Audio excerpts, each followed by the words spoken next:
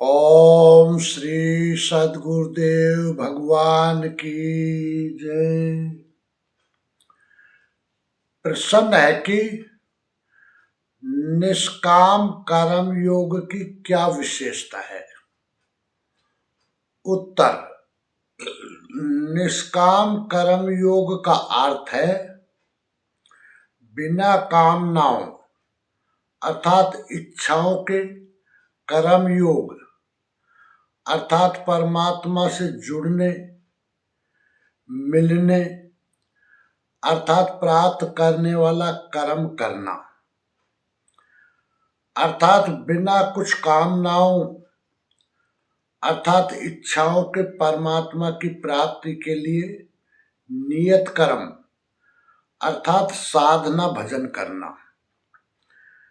इस पर गीता 2:39 में श्री कृष्ण कहते हैं, ऐसा ते विहिता सांख्ये बुद्धिर्योगे त्युमां शृणु बुद्ध्या युक्ति यया पार्थ कर्म बंधम प्राश्यसि। गीता 2:39। पार्थ, ये बुद्धि तेरे लिए ज्ञान योग के विषय में कही गई है। कौन सी बुद्धि? यही कि युद्ध अर्थात भजन कर।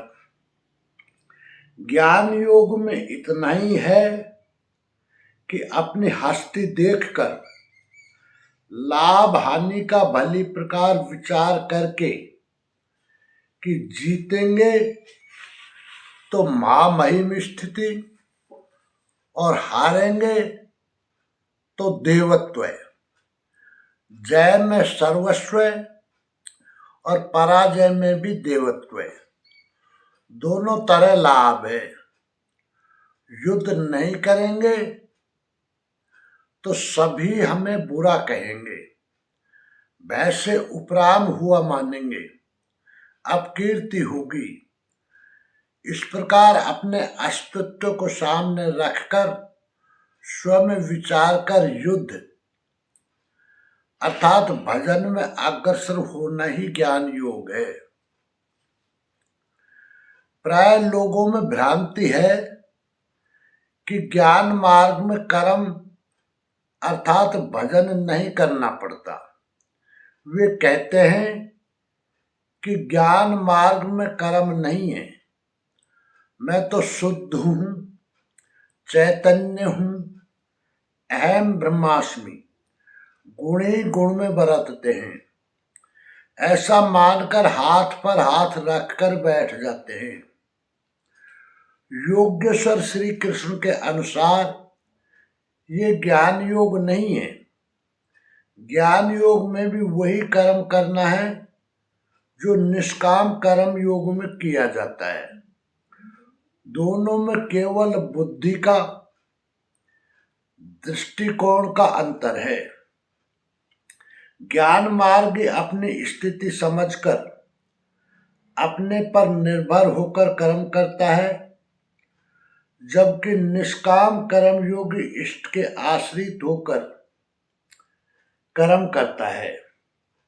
करना दोनों मार्गों में है और वह कर्म भी एक ही है जिसे दोनों मार्गों में किया जाना है। केवल कर्म करने के दृष्टिकोण दो हैं।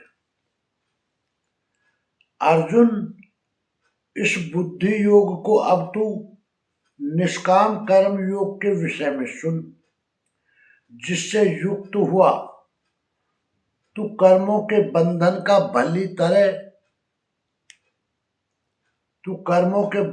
का अच्छी तरह नाश करेगा।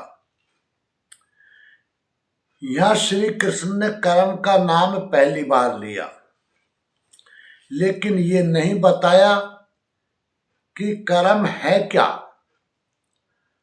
अब कर्म ने बताकर पहले कर्म की विशेषताओं पर गीता 2:40 में प्रकाश डालते हैं। नेहाभिक्रमना सोस्ति प्रत्यवायो न विद्यते स्वल्पम प्यस्य धर्मस्य त्रायते महतो भयात्। गीता 2/40। इस निष्काम कर्म योग में आरंभ अर्थात बीज का नाश नहीं होता, सीमित फल रूपी दोष भी नहीं है। इसलिए इस निष्काम कर्म का, इस कर्म में संपादित धर्म का थोड़ा भी साधन जन्म मृत्यु रूपी महान भय से उद्धार कर देता है। आप इस कर्म को समझें और इस पर 2 कदम चल भर दें तो सदग्रस्त आश्रम में रहकर ही चला जा सकता है। साधक तो चलते ही हैं, बीज भर डाल दें तो अर्जुन बीज का नाश नहीं होता। प्रकृति में कोई क्षमता नहीं, ऐसा कोई शस्त्र नहीं कि उस सत्य को मिटा दे। प्रकृति केवल आवरण डाल सकती है, कुछ देर कर सकती है, किंतु साधन के आरंभ को मिटा नहीं सकती।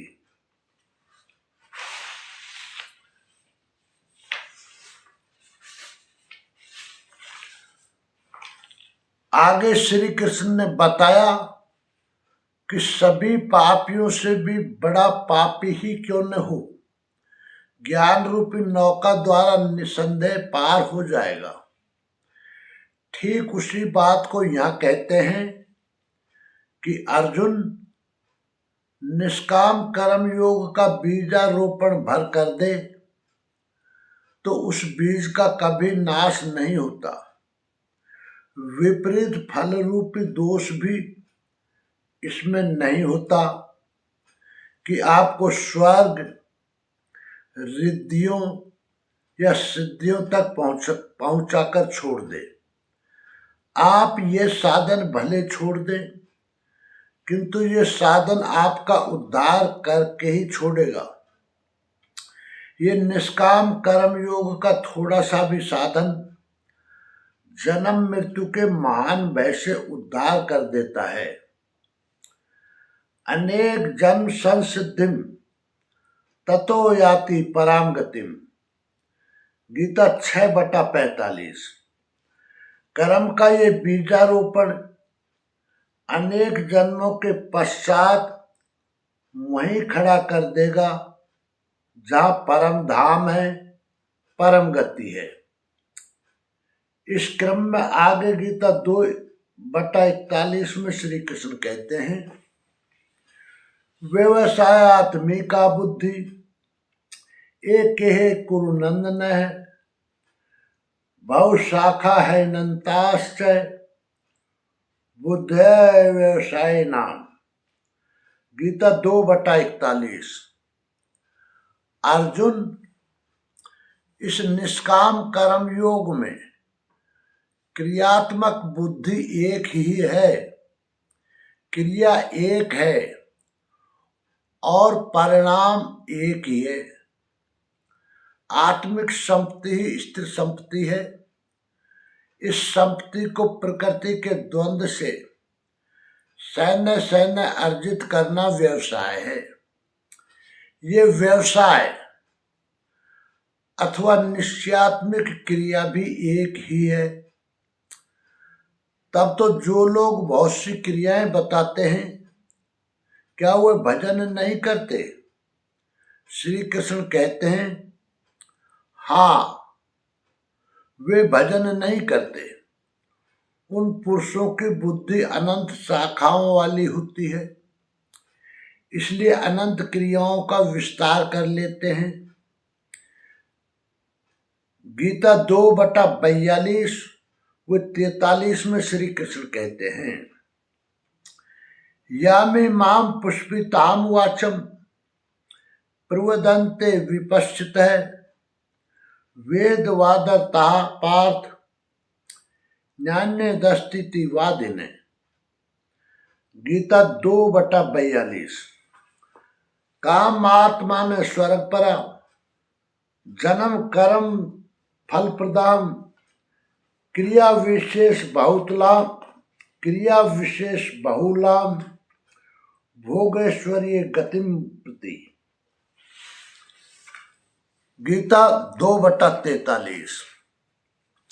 पार्थ, वे कामात्मा ने कामनाओं से युक्त वेदवादरता, वेदों के वाक्यों में अनुरक्त, स्वर्ग परा, स्वर्ग कोई परम लक्ष्य मानते हैं कि इससे आगे कुछ है ही नहीं, ऐसा कहने वाले अविवेक जन जन्म मृत्यु रूपी फल देने वाली भोग और ऐश्वर्य की प्राप्ति के लिए बहुत सी क्रियाओं का विस्तार कर लेते हैं और दिखावटी शोभायुक्त वाणी में व्यक्त भी करते हैं।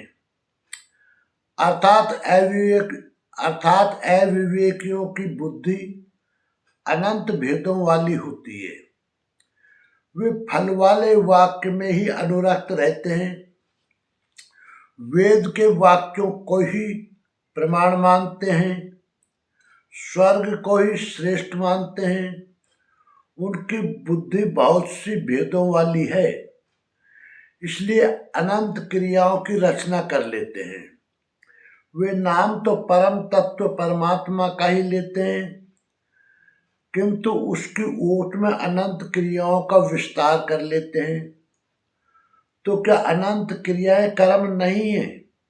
श्री कृष्ण कहते हैं नहीं, अनंत क्रियाएं कर्म नहीं है। तो वह एक निश्चित क्रिया है क्या? श्री कृष्ण अभी ये नहीं बताते, अभी तो केवल इतना कहते हैं कि अविवेकियों की बुद्धि अनंत शाखाओं वाली होती है, इसलिए वे अनंत क्रियाओं का विस्तार कर लेते हैं। वे केवल विस्तार ही नहीं करते, अपितु अलंकारिक शैली में उसे व्यक्त भी करते हैं। उसका प्रभाव क्या होता है? गीता 2/44 में श्री कृष्ण बताते हैं, भोगैश्वर्य प्रसक्ता नाम तया प्रहृत चेतसाम व्यवसायात्मिका बुद्धि समाधौ न विधीयते। गीता 2/44। उनकी वाणी की छाप जिन जिन के चित्त पर पड़ जाती है, अर्जुन, उनकी भी बुद्धि नष्ट हो जाती है, न कि वे कुछ पाते हैं। उस वाणी द्वारा हरे हुए चित्त वालों के और भोग ऐश्वर्यों में आसक्ति वाले पुरुषों के अंतःकरण में क्रियात्मिका बुद्धि नहीं रह जाती। इष्ट में समाहित करने वाली निश्चयात्मिक क्रिया उनमें नहीं होती। ऐसे अविवेकियों की वाणी सुनता कौन है? भोग और ऐश्वर्य में आसक्ति वाले ही सुनते हैं, अधिकारी नहीं सुनता। ऐसे पुरुषों में सम और आदि तत्व में प्रवेश दिलाने वाली निश्चयात्मक क्रिया से संयुक्त बुद्धि नहीं होती। वह उठता है, प्रश्न उठता है कि वेदवादरता, जो वेद के वचनों में अनुरक्त है, क्या वे भी भूल करते हैं? इस पर गीता 2/45 में श्री कृष्ण कहते हैं, त्रैगुण्य विषया वेदा निस्तैर्गुण्यो भवार्जुन निर्द्वंदो नित्य सत्वस्थो निर्योग क्षेम आत्मवान। गीता 2/45। अर्जुन, त्रैगुणीय विषया वेदा, वेद तीनों गुणों तक ही प्रकाश करते हैं, इसके आगे का हाल वे नहीं जानते। इसलिए निस्तैर गुणियो भव अर्जुन, अर्जुन, तू तीनों गुणों से ऊपर उठ, अर्थात वेदों के कार्य क्षेत्र से आगे बढ़। कैसे बढ़ा जाए, इस पर श्री कृष्ण कहते हैं, निर्द्वंद है, सुख दुख के द्वंद्वों से रहित, नित्य सत्य वस्तु में स्थित और योग क्षेम को नचाता हुआ आत्मपरायण हो। इस प्रकार ऊपर उठ, प्रश्न उठता है कि हम ही उठे या कोई वेदों से ऊपर उठा भी है। श्री कृष्ण बताते हैं कि आगे जो भी उठता है ब्रह्म को जानता है, और जो ब्रह्म को जानता है वही विप्र है, अर्थात ब्राह्मण है। आगे गीता 2/46 में श्री कृष्ण बताते हैं, यावानर्थ उद्पान्ने सर्वतः संप्लुतोद के तावान सर्वेषु वेदेषु ब्राह्मणस्य विजानते। गीता 2/46।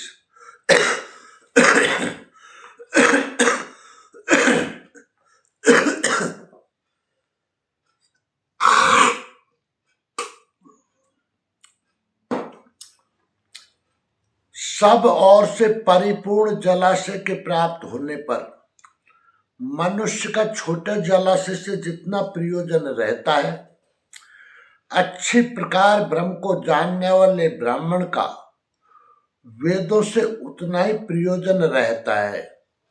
तात्पर्य यह है कि जो वेदों से ऊपर उठता है वह ब्रह्म को जानता है, वही ब्राह्मण है। अर्थात तू वेदों से ऊपर उठ, ब्राह्मण बन।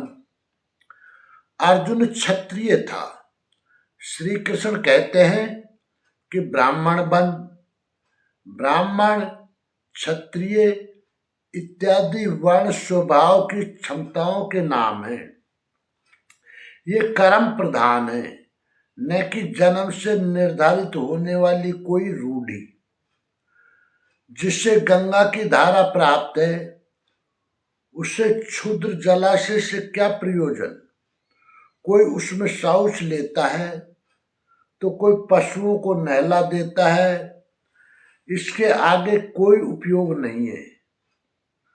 इसी प्रकार ब्रह्म को साक्षात जानने वाले उस विप्र महापुरुष का, उस ब्राह्मण का वेदों से उतना ही प्रयोजन रह जाता है।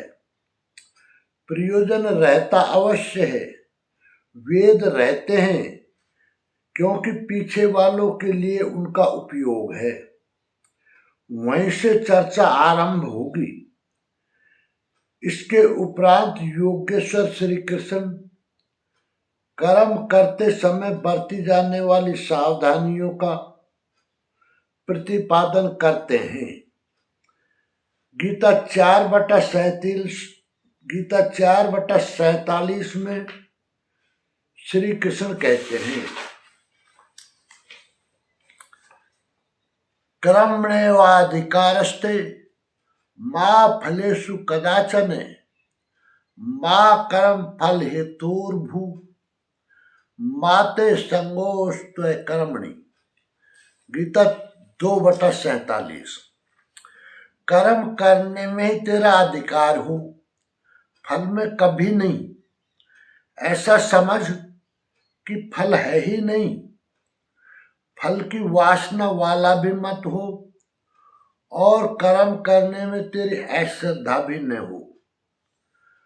अब तक योगेश्वर श्री कृष्ण ने 39वें श्लोक में पहली बार कर्म का नाम लिया, किंतु ये नहीं बताया कि वह कर्म है क्या और उसे करें कैसे। इस कर्म की विशेषताओं पर प्रकाश डाला कि 1. अर्जुन, इस कर्म द्वारा तू कर्मों के बंधन से अच्छी प्रकार छूट जाएगा। 2 अर्जुन, इसमें आरंभ का अर्थात बीज का नाश नहीं है। आरंभ कर दे तो प्रकृति के पास कोई उपाय नहीं कि उसे नष्ट कर दे। 3 अर्जुन, इसमें सीमित फल रूपी दोष भी नहीं है कि स्वर्ग रिद्धियों सिद्धियों में फंसाकर खड़ा कर दे। 4 अर्जुन, इस कर्म का थोड़ा भी साधन जन्म मरण के भय से उद्धार करने वाला होता है, किंतु अभी तक उन्होंने ये नहीं बताया कि वह कर्म है क्या, किया कैसे जाए। इसी अध्याय के 41वें श्लोक में उन्होंने बताया। 5 अर्जुन, इसमें निश्चयात्मक बुद्धि एक ही है, क्रिया एक ही है, तो क्या बहुत सी क्रिया वाले भजन नहीं करते? श्री कृष्ण कहते हैं वे कर्म नहीं करते। इसका कारण बताते हुए वे कहते हैं कि अविवेकियों की बुद्धि अनंत शाखाओं वाली होती है, इसलिए वे अनंत क्रियाओं का विस्तार कर लेते हैं। वे दिखावटी शोभायुक्त वाणी में उन क्रियाओं को व्यक्त भी करते हैं। उनकी वाणी की छाप जिनके चित्त पर पड़ जाती है, उनकी भी बुद्धि नष्ट हो जाती है। अतः क्रियात्मक क्रिया एक ही है, लेकिन ये नहीं बताया कि वह क्रिया कौन सी है। 47वें श्लोक में उन्होंने कहा, अर्जुन, कर्म करने में ही तेरा अधिकार है, फल में कभी नहीं।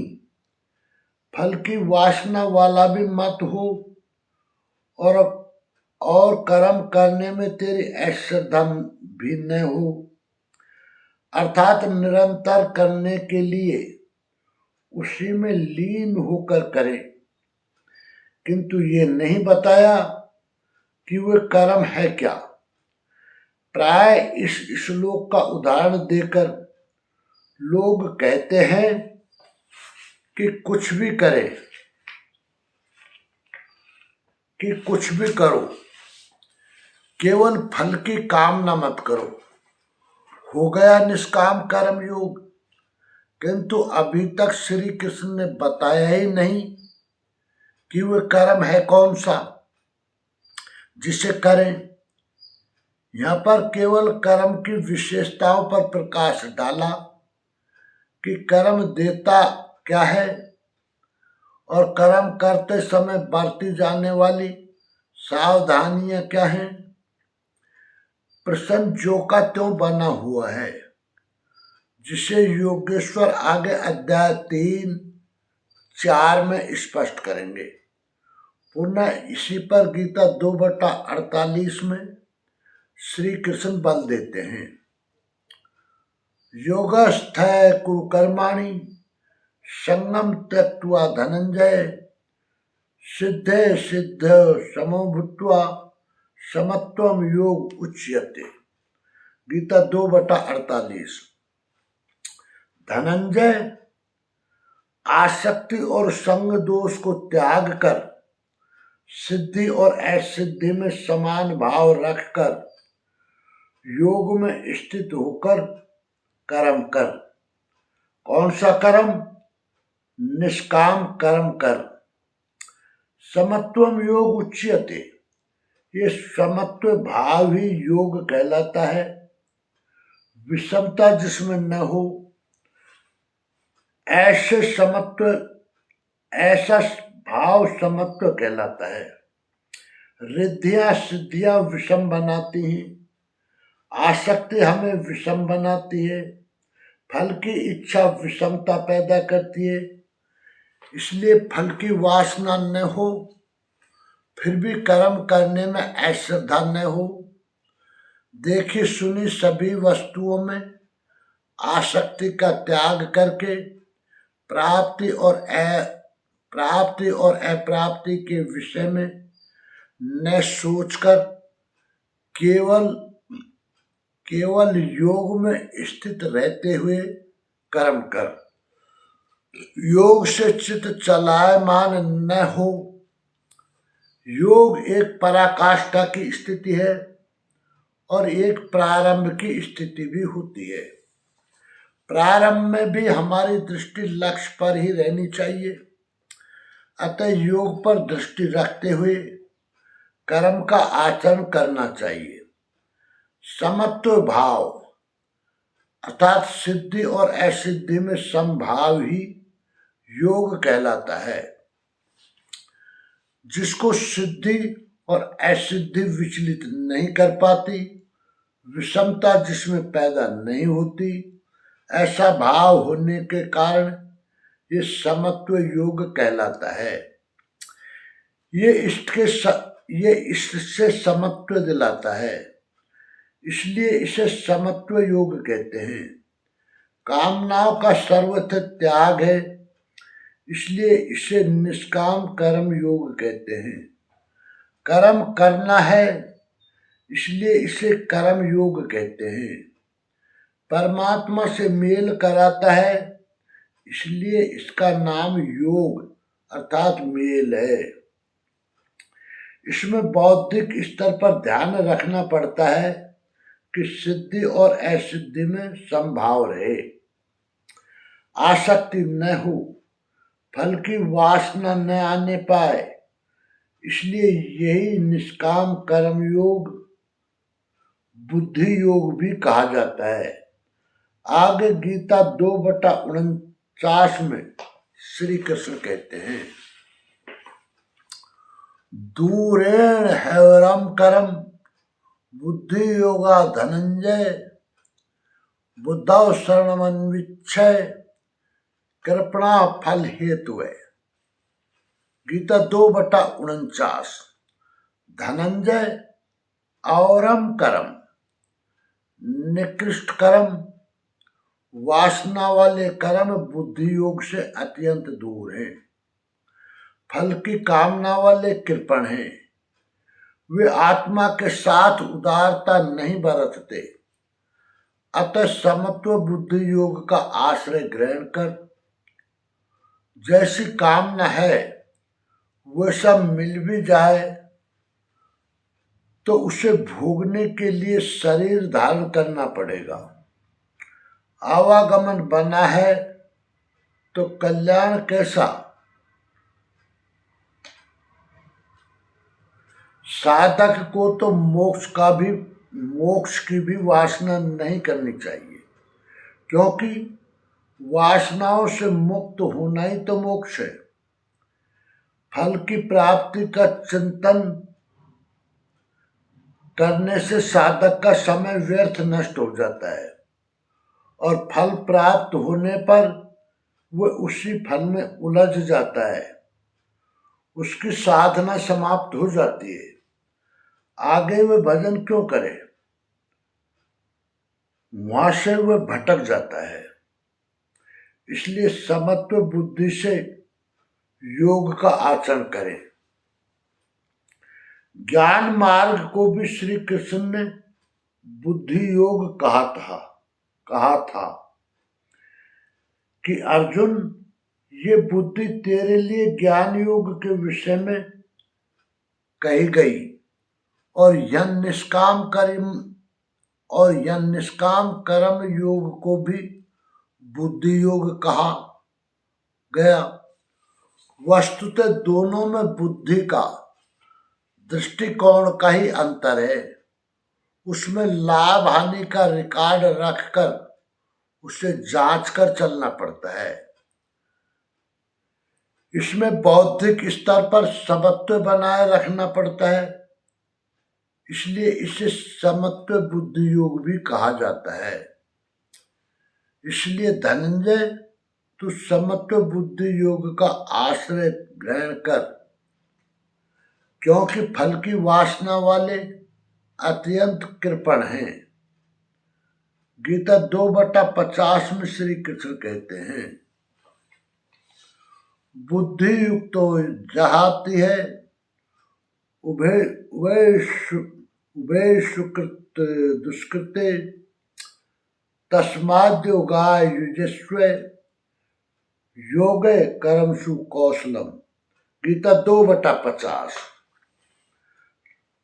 समत्व युक्त पुरुष पुण्य पाप दोनों को ही इसी लोक में त्याग देता है,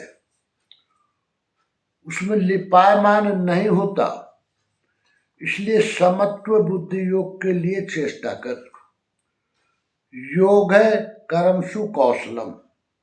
समत्व बुद्धि के साथ कर्मों का आचरण कौशल ही योग है। संसार में कर्म करने के दो दृष्टिकोण प्रचलित हैं। लोग कर्म करते हैं तो उसका फल भी अवश्य चाहते हैं, या फल न मिले तो कर्म करना ही नहीं चाहते। किंतु योगेश्वर श्री कृष्ण इन कर्मों को बंधनकारी बताते हुए आराधना को एकमात्र कर्म मानते हैं। इस अध्याय में उन्होंने कर्म का नाम लिया।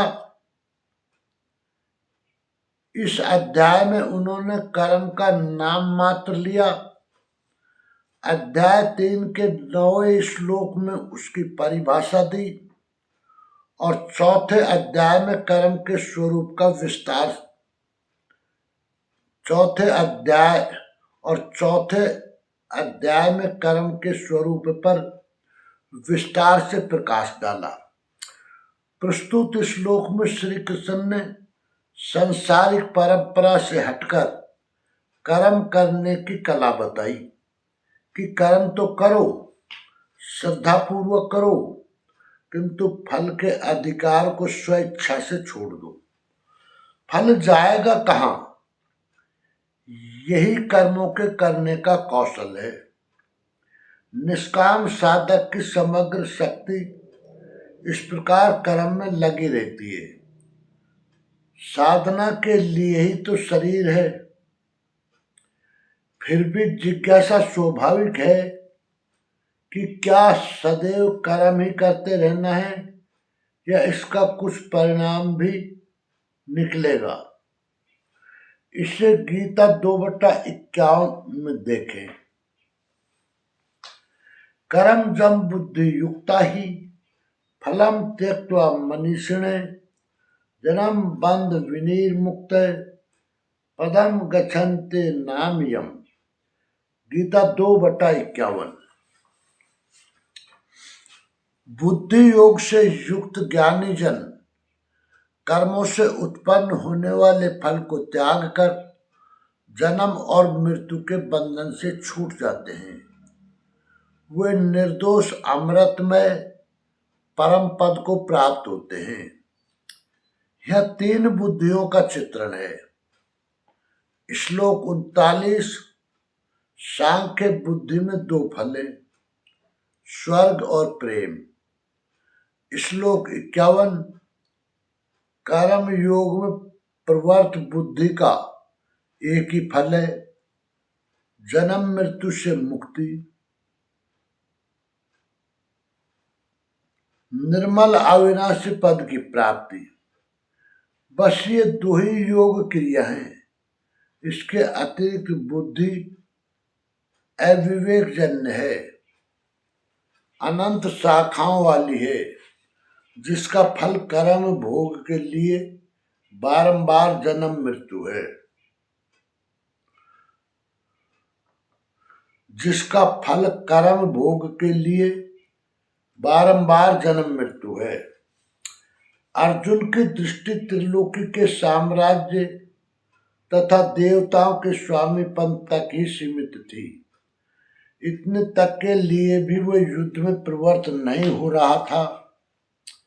यह श्री कृष्ण उसे नवीन तथ्य उद्घाटित करते हैं कि आसक्ति रहित कर्म द्वारा अनामय परम पद प्राप्त होता है। निष्काम कर्मयोग परम पद को दिलाता है, जहां मृत्यु का प्रवेश नहीं है। इस कर्म में प्रवृत्ति कब होगी? गीता 2/52 में श्री कृष्ण कहते हैं, यदा ते मोह कलिलम बुद्धिर्व्यतिरिष्यति तदा गंतासि निर्वेदम श्रोतव्यस्य श्रुतस्य च। गीता 2/52। जिस काल में तेरी अर्थात प्रत्येक साधक की बुद्धि मोह रूपी दलदल को पूर्ण पार कर लेगी, लेश मात्र भी मोह न रह जाए, न पुत्र में, न धन में, न प्रतिष्ठा में, इन सब से लगाव टूट जाएगा। उस समय जो सुनने योग्य है उसे तू सुन सकेगा और सुने हुए के अनुसार वैराग्य को प्राप्त हो सकेगा, अर्थात उसे आचरण में ढाल सकेगा। अभी तो जो सुनने लायक है उसे न तो तू सुन पाया है और आचरण का तो प्रश्न ही नहीं खड़ा होता।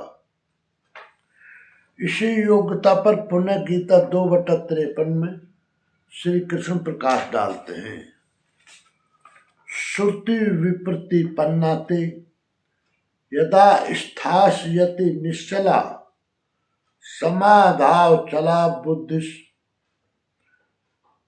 तदा योगमवाप्स्यसि।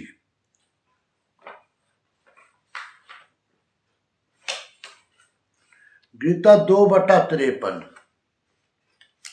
अनेक प्रकार के वेद वाक्यों को सुनकर विचलित हुई तेरी बुद्धि जब परमात्मा स्वरूप में समाधिस्थ होकर अचल स्थिर ठहर जाएगी, तब तू समत्व योग को प्राप्त होगा, पूर्ण सम स्थिति को प्राप्त करेगा, जिसे अनामय परम पद कहते हैं। यही योग की पराकाष्ठा है और यही अप्राप्य की प्राप्ति है। वेदों से तो शिक्षा ही मिलती है, किंतु श्री कृष्ण कहते हैं श्रुति विप्रतिपन्ना। श्रुतियों के अनेक सिद्धांतों को सुनने से बुद्धि विचलित हो जाती है। सिद्धांत तो अनेक को सुने, लेकिन जो सुनने योग्य है लोग उससे दूर ही रहते हैं। ये विचलित बुद्धि जिस समय समाधि में स्थिर हो जाएगी, तब तू योग की पराकाष्ठा अमृत पद को प्राप्त करेगा। निष्कर्ष यह है कि भगवान श्री कृष्ण ने निष्काम कर्म योग की विशेषता बताते हुए कहा कि इसमें आरंभ अर्थात बीज का नाश नहीं होता तथा सीमित फल रूपी दोष नहीं है। इसमें क्रियात्मिक का बुद्धि एक ही है, क्रिया एक ही है तथा परिणाम भी एक ही है, परमात्मा की प्राप्ति। सुख दुख के द्वंद्वों से रहित नित्य सत्य वस्तु परमात्मा स्वरूप में स्थित रहकर कर्म अर्थात भजन करने में ही तेरा अधिकार है, फल में कभी नहीं। ऐसा समझ कि फल है ही नहीं। तू फल की वासना वाला भी न हो और कर्म में अश्रद्धा भी न हो। आसक्ति और संगदोष को त्याग कर सिद्धि व असिद्धि में समभाव रखकर समत्व बुद्धि के साथ कर्मों का आचरण कौशल ही योग है। बुद्धि योग से युक्त ज्ञानी जन कर्मों से उत्पन्न होने वाले फल को त्याग कर जन्म और मृत्यु के बंधन से छूट जाते हैं। अनेक प्रकार के वेद वाक्यों को सुनकर विचलित हुई तेरी बुद्धि जब परमात्म स्वरूप में समाधिस्थ होकर अचल स्थिर ठहर जाएगी, तब तू समत्व योग को प्राप्त होगा, पूर्ण सम स्थिति को प्राप्त करेगा। यही योग की पराकाष्ठा है। इस प्रकार श्री कृष्ण ने निष्काम कर्म योग की विशेषता बताई, अर्थात इष्ट को समर्पित होकर उनके निर्देशन में साधना संकल्प विकल्प रहित चलती रहे, अर्थात अंतर्मुखी साधना अर्थात असंप्रज्ञात समाधि का भजन ही निष्काम कर्म योग है। प्रश्न पूरा हुआ। संपूर्ण जानकारी के लिए देखें परम पूज्य योगेश्वर स्वामी श्री अड़गड़ानंद जी महाराज की व्याख्या यथार्थ गीता। ओम श्री सद्गुरुदेव भगवान की जय।